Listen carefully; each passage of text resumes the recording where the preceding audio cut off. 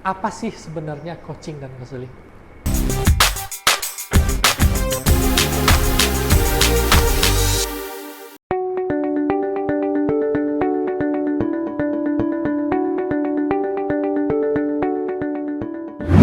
Tadi kita udah lihat bahwa ada basic prinsip ketika kita menjalankan organisasi dan kita menjadi seorang pembina, baik dari sisi orang ataupun dari sisi organisasi.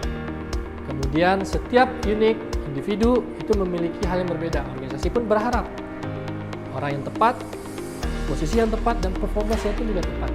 Nah, ini perlu sentuhan yang berbeda, ya, perlu sentuhan yang berbeda, yang unik, bahkan bisa berbeda untuk setiap orang di momen yang bersama, gitu ya.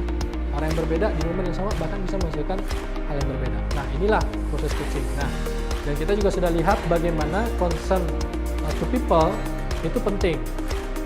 Ya, International Federation Coach pun juga sudah membuktikan bahwa ini memberikan hasil yang signifikan di dalam proses performa atau kinerja organisasi. Nah, saya akan menjelaskan terkait dengan coaching dan counseling. Istilah ini sebenarnya sering kita dengar ya, kita sering mendengar. Coaching, counseling tuh ini orang. Sebenarnya kita tahu nggak sih, kita ini lagi di coach atau lagi di counseling? Saya yakin teman-teman di sini pernah merasakan atau mengalami minimal beberapa hal tahapan di dalam proses coaching atau counseling. Saya yakin pasti pernah. Baik itu dengan formal leader yang teman-teman pernah terima ataupun dari significant person, ya. Significant person entah itu bisa mungkin tokoh-tokoh kita, orang tua mungkin, atau mentor kita yang menjadi kiblat kita. Nah, itu pasti pernah mendapatkan interaksi yang sebagai apakah saya sebagai coachee menjalani coaching atau counseling. Nah, sebenarnya apa yang membedakan counseling dan coaching? Saya akan hantarkan dengan persamaan bahwa coaching dan counseling memiliki tujuan yang sama. Apa itu? Apa definisi daripada coaching dan counseling? Adalah sebuah percakapan untuk membantu coachee, dalam hal ini konteks ini adalah bisa karyawan, coachee, untuk meningkatkan kinerjanya. Itu kesamaannya. Dialog, diskusi, obrolan untuk meningkatkan, membantu coachee di dalam meningkatkan kinerjanya.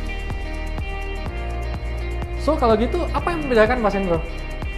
Yang membedakan adalah pendekatannya.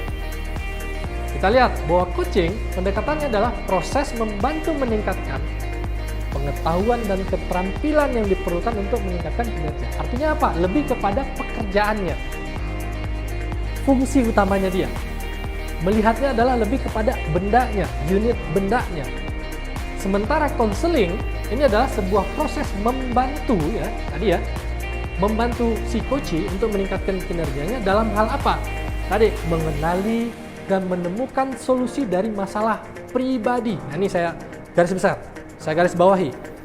Ya, mengenali dan menemukan solusi dari masalah pribadi yang berdampak pada kinerja coachee sendiri. Nah, itulah counseling. Kalau gitu apa? Kapan kita melakukan coaching dan counseling? Ketika ada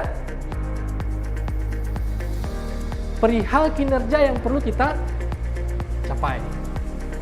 Baik itu ingin meningkatkan kinerja atau ingin mengisi gap kinerja yang akan kita capai. Nah, sebagai contoh, kalau berbicaranya adalah ada tim kita yang belakangan 2 minggu belakangan kinerjanya ini menurun, kita udah bisa detect, sering datang terlambat, kemudian semangatnya itu sudah tidak terlihat seperti ketika masuk awal bekerja. Ya, ketika diajak ngobrol hanya berucap seperti biasa saja. Ya, nah itu gejala yang kelihatan dan itu mulai mengganggu pekerjaan. Dalam hal ini, itu bisa dikatakan seseorang memiliki masalah kinerja terkait apa? Masalah pribadi. Ya, bisa berhubungan mungkin dengan kepercayaan dirinya dia, atau mungkin bisa berhubungan dengan orang lain yang dekat dengan dia di luar sana. Seperti misalnya orang tua atau significant person yang mungkin ada di kehidupannya dia, gitu ya. Nah, itu masalah pribadi yang mengganggu ke kinerja. Nah, itu penerapannya adalah counseling. Ya. Kalau coaching ini lebih kepada apa? Ya kalau memang ada masalah kinerja yang mungkin terhambatnya karena apa? Mungkin dia belum punya pengetahuan atau keterampilan di dalam mengelola pekerjaan tersebut. Ya, yang baru, dia baru terjun di sana atau dia menghadapi masalah yang belum pernah dihadapin sama sekali sehingga kinerjanya turun. Nah, dalam konteks ini kinerjanya sama-sama terganggu tuh. Dampaknya sama-sama misalnya dengan orang yang mungkin belum punya skill dengan orang yang mungkin lagi tidak memiliki semangat di dalam bekerja. 2 minggu belakangan sering terlambat dan semacamnya. Itu udah simptom ya, gejala. Dua-duanya kinerja akan terganggu. Nah, tinggal kita lihat kapan kita menjalankan proses coaching, kapan kita menjalankan konseling. Bahwa coaching bukan menginterogasi dan meminta pertanggungjawaban. Tidak sedikit para pimpinan ketika berinteraksi ngobrol dengan tim atau subordinatnya itu lebih cenderung untuk hanya menginterogasi saja. Anda udah lakukan ini, kenapa nggak bisa? Kan udah ini, kenapa Anda nggak ini? Nah itu lebih cenderung kepada pendekatan interogasi atau meminta pertanggungjawaban. Nah, coaching bukan demikian.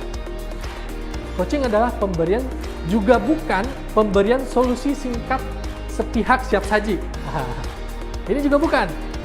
Bahwa coaching bukan kita sebagai coach memberikan, ibaratnya itu memberikan ikan, bukan.